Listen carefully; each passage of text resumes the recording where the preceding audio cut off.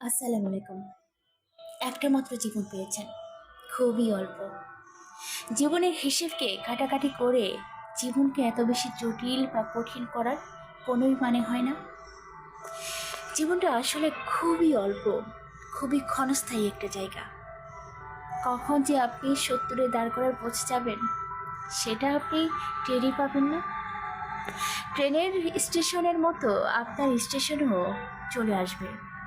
আপনি ট্রেনের যাত্রীর মতো শেষ গন্তব্যে কখন পৌঁছে যাবেন এটাও টের পাবেন না, কিন্তু আপনার সমাধিস্থল এটা চূড়ান্ত পর্যায়ে পৌঁছে যাবে।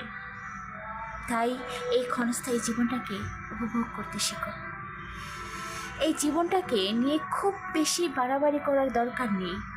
জীবনের মূল্য খুবই সংক্ষিপ্ত। জীবনকে উপভোগ করুন, ভালো দিনগুলো, খারাপ দিনগুলো।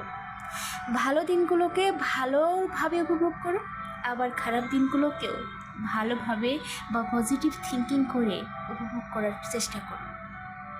আমরা যেমন ভালো দিনগুলো ভালোভাবে উপভোগ করতে পারি, খারাপ দিনগুলোকেও আমাদের উচিত ভালোভাবে মেনে নিয়ে উপভোগ করা। কেননা এই জীবনটা খুব বেশি চিরস্থায়ী নয়, খুব অল্প সময়ের জন্য এসেছেন। শর্ট লাইফ, চিরদিন থাকবেন না। তাই জীবনটাকে এত বেশি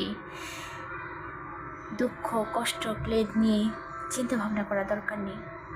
উপভোগ করুন, আনন্দ করুন, নিজের মতো করে বেড়ান।